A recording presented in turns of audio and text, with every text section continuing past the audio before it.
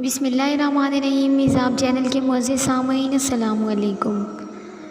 Video شروع کرنے سے پہلے آپ دوستوں سے ایک چھوٹی سی گزارش ہے، اگر آپ میرے چینل پر نئے ہیں تو چینل کو سبسکرائب کریں اور ساتھ میں لگے گھنٹی کے بٹن کو ضرور دبائیں تاکہ ہر نئی ویڈیو کا نوٹیفیکیشن آپ دوستوں تک سب سے پہلے پہنچ سکے۔ دوستوں ویڈیو اچھی لگے تو اسے لائک اور اپنے دوستوں کے ساتھ شیئر بھی لازمی کیا کریں۔ چلیے دوستوں بڑھتے ہیں اپنی آج کی ایپیسوڈ کی طرف۔ تمہاری ناک کیوں رو رو کر پھولی ہوئی ہے؟ ندی نے کمرے میں آ کر اس کی روئی ہوئی آنکھیں اور لال ناک کو دیکھتے ہوئے کہا۔ آپ کیوں آئی ہیں یہاں؟ اس نے سو سو کرتے کہا تھا۔ کیا مطلب کیوں آئی ہوں؟ میرا بھی روم ہے، ندی نے اس کے سوال پر حیران ہوتے ہوئے کہا۔ ٹھیک ہے آ گئی ہیں تو مجھ سے کوئی الٹا سیدھا سوال نہ پوچھنا، اس نے آنکھیں صاف کرتے ہوئے کہا۔ کیوں نہ پوچھوں؟ بڑی ماما تمہیں لے کر الگ پریشان ہو رہی ہیں اور تمہارے ڈرامے ہی ختم نہیں ہو رہے۔ جب سے آئی ہو کمرے میں بند ہو، کس نے چھیڑ دیا آپ تمہیں؟ اس نے ضد ہوتے کہا تھا۔ آپ مزید میرا دماغ خراب نہ کریں، میں پہلے ہی بیمو کی وجہ سے کسی کا قتل کرنے کے در پہ ہوں، اس نے ناک پھلاتے ہوئے کہا تھا۔ بری بات، بڑے بھائی ہیں وہ تمہارے، بھائی کہا کرو انہیں۔ اور اب کیا کر دیا اس بیچارے نے؟ اس نے اسے کھوجتی نظروں سے دیکھا تھا۔ نہیں ہے وہ میرا بھائی، آپ کو 101 دفعہ بتا چکی ہوں، اور اس نے جو آج کیا ہے اس کا بدلہ تو میں لے ہی لوں گی، اور اس احمد کے بچے کی بھی ٹیوننگ کرنی پڑے گی۔ آخری فقرہ اس نے نہایت سرگوشی میں ادا کیا تھا۔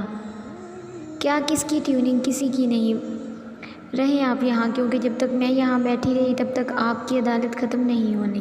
وہ تن کرتی روم سے غائب ہو گئی اور ندی اسے اگنور کرتی بکس لے کر بیٹھ گئی تھی۔ وہ میٹنگ کے لیے ریڈی تھی، جانے سے پہلے ایک بار فجر کو دیکھنے آئی تھی۔ وہ انوس سو رہی تھی۔ انہوں نے ڈراور سے آئنٹمنٹ نکال کر اس کے زخموں پر لگائی، اس کی پیشانی سے بال سائڈ پر کیے اور بوسہ دیا۔ اسوا ڈرائیور سے کہو گاڑی نکالے، اور اگر میرے جانے کے بعد فجر اٹھ جائے تو اسے کچھ کھلا کر دوائی دے دینا، میرا پوچھے تو میٹنگ کا بتا دینا۔ وہ باہر کی طرف بڑھتے ہوئے ہدایات جاری کر رہی تھی۔ چلو اذلان حیدر شاہ، آج تم سے بھی 5 سال بعد ملاقات ہو ہی جائے، انہوں نے گاڑی میں بیٹھتے ہوئے سوچا۔ وہ آج بھی ان کے کمرے میں موجود تھا، ان کی عدالت میں۔ کیا سوچا پھر تم نے؟ میرا جواب آج بھی وہی ہے، اس نے اپنے قدموں پر نظریں گاڑتے ہوئے کہا تھا۔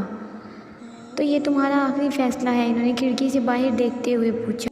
جی، اس کی نظریں اپنے قدموں پر تھیں۔ تم جا سکتے ہو۔ وہ ویسے ہی باہر دیکھ رہی تھی۔ وہ وہیں سے باہر جانے کے لیے پلٹا۔ اس سے پہلے کہ وہ جاتا، دھڑام سے ان کے گرنے کی آواز آئی تھی۔ ماما کیا ہوا؟ وہ پریشانی سے ان کا چہرہ تھپتھپا رہا تھا۔ ندی کشمش یہاں آؤ، ماما پلیز اٹھیں، وہ بے ہوش تھی۔ کوئی جواب نہیں آیا۔ کیا ہوا بڑی ماما کو؟ وہ دونوں بھاگتی ہوئی آئی تھیں۔ پتہ نہیں، اس کے ہاتھ پاؤں پھول رہے تھے۔ کشمش ڈرائیور سے بولو گاڑی نکالے، اس نے چلاتے ہوئے کہا تھا۔ جی ندی گھبراتے ہوئے 2 قدم پیچھے ہوئی، کیونکہ وہ اسے ان کو ہاتھ بھی نہیں لگانے دے رہا تھا۔ وہ اپنی ماں کو کسی متاع کی طرح بازوؤں میں اٹھا کر گاڑی کی طرف بڑھا۔ ہاسپٹل چلو، ندی بھی بیک ڈور اوپن کر کے بیٹھنے لگی۔ تم نہیں کشمش، تم چلو، اس نے ہاتھ کے اشارے سے منع کیا تھا، اور وہ وہیں رک گئی۔ انابی کے لمس کو محسوس کرتے اس نے آنکھیں کھولی تھی، پھر اس نے کمرے کے چاروں طرف نظر دوڑائی۔ وہ اپنے کمرے میں موجود تھی۔ آہستہ آہستہ اس کی حسیں بیدار ہو رہی تھی۔ رات کے سارے منظر کسی فلم کی طرح اس کی آنکھوں کے آگے چل رہے تھے۔ اس نے شدت سے نفرت کی انتہا تک پہنچتے ہوئے آنکھیں بند کی۔ اسے یاد تھا آخری بار وہ جائے نماز پڑھی، پھر بیڈ پر کیسے، اور پھر اسے اپنی انابی پر ڈھیروں پیار آیا۔ تو آپ نے دیکھا آپ کے پوتے نے کیا سلوک کیا میرے ساتھ؟ تھوڑی دیر پہلے والا پیار اب غصے میں بدلا تھا۔ اس نے ہاتھ بڑھا کر سائڈ ٹیبل سے موبائل اٹھایا۔ وہاں موجود اپنی پی اے کی کالز دیکھ کر وہ جھٹکے سے اٹھ بیٹھی تھی، مگر اگلے ہی لمحے درد سے کراہ کر اس نے پھر سے اپنا سر پلوں پر گرایا تھا۔ بخار کم ہو گیا تھا، مگر تھا ابھی بھی۔ نہیں، آج کی میٹنگ میں اسکپ نہیں کر سکتی۔ نہیں اذلان حیدر شاہ، تمہیں میں جیتنے نہیں دے سکتی۔ اس نے سوچتے ہوئے نمبر ڈائل کر کے کان سے لگایا۔ ملک انکل، میٹنگ ½ آور لیٹ ہو سکتی ہے کیا؟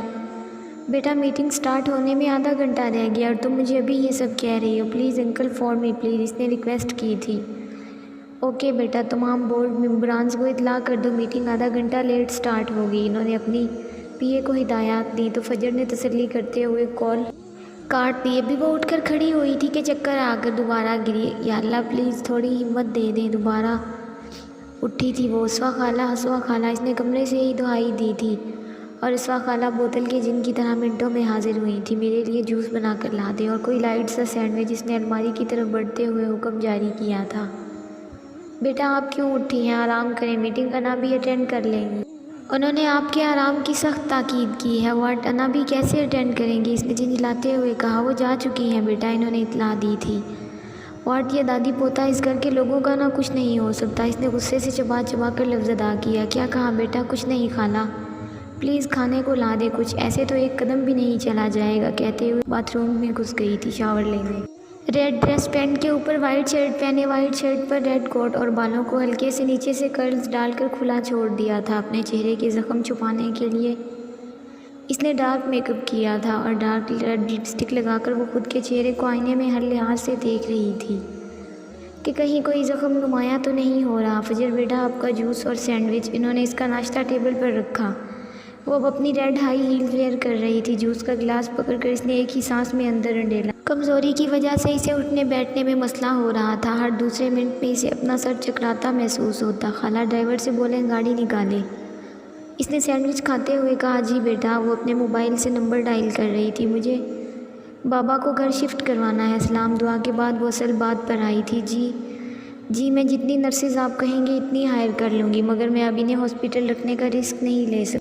جی ٹھیک ہے، یہ کام آج ہی ہو جانا چاہیے۔ یہ کہہ کر اس نے رابطہ منقطع کیا۔ نہیں ازی، تم بابا کو نقصان نہیں پہنچا سکتے۔ تمہارے آنے کا مقصد میں اچھے سے سمجھتی ہوں، میں تمہیں کامیاب نہیں ہونے دوں گی۔ اس نے سینڈوچ ختم کر کے بیگ پکڑا اور قدم باہر کی طرف بڑھائے۔ کیا ہوا ہے ماما کو؟ ایمرجنسی سے جیسے ہی ڈاکٹر باہر آیا وہ اس کی طرف لپکا تھا۔ انہیں بہت سویر ہارٹ اٹیک ہوا ہے، دعا کریں، فی الحال ہمیں شاید اوپن ہارٹ سرجری کرنی پڑے۔ ڈاکٹر اپنے پروفیشنل انداز میں بتا کر آگے بڑھا۔ No mama, you don't have to do this with me, no. اس کی آنکھیں آنسوؤں سے بھری تھی، آنکھوں سے آنسو بہہ رہے تھے۔ کیا ہوا ماما کو؟ بیمو دوڑتے ہوئے اس کے پاس پہنچا تھا۔ بیمو، ماما نہیں کر سکتی ایسا، انہیں ٹھیک ہونا ہوگا۔ یار کیا ہوا ہے ماما کو؟ اب کہ وہ چیخا تھا ہارٹ اٹیک، اس نے کہتے ہوئے خود کو چیئر پر گرایا۔ ماما ٹھیک ہو جائیں گی نا بھائی؟ بیمو نے سوال کیا تھا۔ ہارٹ اٹیک کا سن کر بیمو کی رہی صحیح ہمت بھی ختم ہو گئی تھی۔ ماما کو کچھ ہوا نا تو بیمو میں خود کو اسی پل اسی لمحے ختم کر دوں گا۔ وہ اذیت میں تھا۔ ایسے نہیں بولیں بھائی، ماما ٹھیک ہو جائیں گی، اس نے بڑے بھائی کو گلے سے لگاتے ہوئے تسلی دی تھی۔ بڑی ماما ٹھیک ہو جائیں گی حیدر بھائی، آپ پلیز دعا کریں، کشمش نے روتے ہوئے کہا۔ آپ ایسے کریں گی تو ہم کہاں جائیں گے؟ اب کہ وہ ہچکیوں سے رو رہی تھی۔ ڈاکٹرز کیا کہتے ہیں؟ بیمو نے پوچھا۔ اوپن ہارٹ سرجری، حیدر نے مختصر جواب دیا تھا۔ آپ سرجری کی تیاریاں کروائیں، ماما کو کچھ نہیں ہوگا، اس نے عزم سے کہا تھا۔ اس نے اپنی ہمت کو ڈولنے نہیں دیا تھا، وہ خود کو کمزور نہیں دکھانا چاہتا تھا۔ حیدر اٹھ کر چلا گیا تھا، شاید وہ تنہائی میں رونا چاہتا تھا۔ ماما ٹھیک ہو جائیں گی نا؟ کشمش اسے اپنی آواز اجنبی لگی تھی۔ آخر ہم نے ایسا کون سا گناہ کیا ہے جو اللہ پاک ہمیں اتنی بڑی بڑی آزمائشوں میں ڈال دیتے ہیں؟ پہلے بابا، پھر تمہاری ماما پاپا، اور اب ماما۔ وہ بے آواز آنسوؤں سے رو رہا تھا۔ اللہ نہ کرے بڑی ماما کو کچھ ہو۔ اس نے آگے بڑھ کر اس کے چہرے پر موجود آنسوؤں کو اپنے ہاتھوں سے صاف کیا تھا۔ پتہ ہے بیمو، آزمائشیں یا پریشانیاں صرف مکافات عمل یا پھر ہمارے کسی گناہ کے سبب نہیں آتی، کچھ بطور تنبیہ، کچھ درجات کی بلندی، کچھ گناہوں کے کفارے، اور کچھ آخرت کی تیاری کے لیے بطور یاد دہانی آتی ہیں۔ خدا سے خیر کی امید رکھو، اس کے آگے جھک جاؤ، اپنی دعاؤں میں اتنی تڑپ پیدا کرو کہ وہ چھین کر بھی نواز دے۔ بیمو نے اس چھوٹی سی لڑکی کے فلسفے کو بہت غور سے سنا تھا۔ ایک بڑی سی میٹنگ ہال میں تمام ہی بورڈ آف ڈائریکٹرز موجود تھے۔ انابی کو دیکھ کر ایک دم سے اذلان کی آنکھیں ان کی آنکھوں سے ملی تھیں اور پھر بے تاثر ہو کر پلٹی تھیں۔ ان کی آنکھوں میں موجود تڑپ دیکھ کر اس کی ہمت نہیں ہوئی تھی کہ وہ انہیں دوبارہ دیکھے۔ وہ آج بھی اپنے باپ کی طرح ہر طرح کی وجاہت، شان و شوکت سمیٹے پوری آن بان کے ساتھ اور کانفیڈنٹ کے ساتھ اپنی جگہ پر براجمان تھا۔ ایک پل کو انابی کو لگا ان کا بیٹا ان کے سامنے بیٹھا ہے۔ ان کی پلکیں نم ہوئی تھیں، ابھی وہ اپنی سوچ میں ہی تھیں کہ ٹک ٹک کرتی ہائی ہیل کی آواز نے انہیں اپنی طرف متوجہ کیا۔ اس نے ہال میں انٹر ہوتے ہی سب کو سلام کیا تھا اور انابی کو پیچھے سے جا کر ان کے گال کے ساتھ گال ٹچ کر کے بوسہ دیا اور اپنی سیٹ پر آ کر بیٹھ گئی۔ آئی تھنک میٹنگ سٹارٹ کرنی چاہیے۔ ملک صاحب نے گھڑی کی طرف دیکھا۔ جی آفندی صاحب، لیدر پروجیکٹ کے بارے میں کیا رائے ہے آپ کی؟ انہوں نے اپنا رخ آفندی صاحب کی طرف کیا تھا۔ ملک صاحب، میرے خیال میں ہمیں پہلے ڈیمانڈ چیک کرنی ہوگی پبلک کی، پھر ہم اس کے مطابق چوائسز کو لے کر کچھ فائنلائز کریں گے۔ آفندی صاحب، ہمیں پہلے 1000 پیسز کا پروسیس چلانا ہوگا۔ گڈز کا ریٹ ڈیمانڈ پر چلے گا، اذلان نے سجیشن دی تھی۔ میں نے کچھ آئیڈیاز فائنلائز کیے ہیں۔ فجر نے پروجیکٹر کے پاس کھڑے ہو کر بریفنگ دینی سٹارٹ کی تھی۔ اذلان کا دھیان بار بار اس کے کھلتے بند ہوتے لبوں میں بھٹک رہا تھا۔ 15 منٹ کے بعد وہ اپنی سیٹ پر واپس پلٹی تھی۔ تمام بورڈ آف ڈائریکٹرز نے دل سے تعریف کی تھی۔ اذلان تمہیں کچھ کہنا ہے؟ افندی صاحب نے پوچھا۔ مجھے لگتا ہے انکل اس کو اگر اس تھیم کے ساتھ فالو کریں گے تو اس کی ڈیمانڈ ہر کلاس کے لوگوں میں ہوگی۔ اب وہ پروجیکٹر کے پاس کھڑا اپنے تھیم کی بریفنگ دے رہا تھا۔ فجر اس کی اور ہر ادا پر اش اش کر اٹھی تھی۔ ہر لحاظ سے یہ بندہ اپنی جگہ علیحدہ طریقے سے بنانے کا فن رکھتا تھا۔ بریو ملک صاحب نے اور باقی بورڈ ڈائریکٹر نے تالیاں بجا کر اسے سراہا۔ وہیں انابی نے بھی بے ساختہ اسے تالیاں بجا کر تحسین بخشی تھی۔ آئی مسڈ سے فجر کے آئیڈیا کے ساتھ اگر یہ تھیم نہ ہوتا تو آئیڈیا فلاپ تھا، ملک صاحب نے کہا۔ اذلان نے کندھے اچکا کر دل پھینک مسکراہٹ سے فجر کی طرف دیکھا، جس نے فجر کا مزید خون جلایا۔ تقریباً 1 گھنٹہ میٹنگ چلی تھی اور اب سبھی باہر کی طرف بڑھ رہے تھے۔ فجر بھی اپنے آفس کی طرف بڑھ گئی۔ اسے اپنی کچھ ضروری فائلز لے کر گھر جانا تھا۔ اس کی ہمت جواب دے رہی تھی، اسے ریسٹ کی ضرورت تھی۔ ابھی وہ آفس میں گئی ہی تھی کہ پیچھے سے آ کر کسی نے اس کے آفس کا دروازہ بند کیا تھا، اسے جھٹکے سے کھینچ کر دیوار کے ساتھ لگایا تھا۔ کیا بدتمیزی ہے یہ، چھوڑو وہ داڑھی، تمہیں نظر نہیں آ رہا یہ کیا بدتمیزی ہے، اس نے ذومینی انداز میں کہا۔ اس نے اس کی طرف ٹشو بڑھایا۔ پکڑو اور صاف کرو اسے، رات کی کئی بات تمہارے دماغ میں نہیں گھسی۔ وہ غصے سے چلایا تھا۔ نہیں کر رہی، شکل گم کرو اپنی، وہ حلق کے بل چلائی تھی۔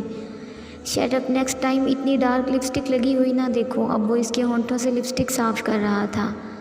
آج آخری بار سمجھا رہا ہوں، جس دن میرا ایمان بھٹک گیا نہ کسی کو منہ دکھانے کے قابل نہیں چھوڑوں گا، وہ اس کی آنکھوں میں دیکھتے ہوئے کہہ رہا تھا۔ اس دوران اس کے فون پر کال آئی۔ ہاں اینا بولو تو جانم، آج ملتے ہیں نا؟ ہاں میں بھی بےتاب ہوں، وہ فجر کی لٹ کان کے پیچھے کرتے ہوئے بولا تھا۔ اس نے اس کے ہاتھ کو جھٹکا، اس نے اس کے بازو کو دبوچا تھا۔ بس ٹھیک ہے، آج کی رات کو رنگین بناتے ہیں، وہاں چلتے ہیں جہاں صرف تم اور میں اور کوئی نہیں۔ اس نے فجر کو آنکھ ماری تھی۔ اس دوران اس نے اتنی زور سے اس کے ہاتھ پر دانت گاڑے مگر اذلان اپنی جگہ سے 1 انچ بھی نہیں ہلا۔ اس کے چہرے پر درد کی ذرا بھی رمق نہیں تھی۔ اینا میں تم سے بعد میں بات کرتا ہوں۔ اس نے کال کاٹ کر فون جیب میں ڈالا۔ بہت شوق ہے بائٹ کرنے کا تو چلو یہاں کرو۔ اس نے اپنی ٹائی کی ناٹ ڈھیلی کر کے شرٹ کے بٹن کھول کر اپنے کندھے اور گردن کی طرف اشارہ کرتے ہوئے کہا، پر ہونی لو بائٹ چاہیے جس کا اثر ایٹ لیسٹ 1 ہفتے تک تو رہے۔ اس نے آنکھ مارتے ہوئے اسمائل کی اور اس کی اسمائل کے ساتھ ہی اس کی آنکھیں چمکی تھیں اور اس چمک کے ساتھ ہی فجر کا دل ایک الگ ہی تال پر دھڑکا تھا۔ فجر شرم سے پانی پانی ہوئی تھی، دل تیزی سے دھڑکنے لگا تھا۔ اس کی اتنی قربت وہ برداشت کب کر سکتی تھی؟ بار بار اس نے کچھ بھی نہیں کہا۔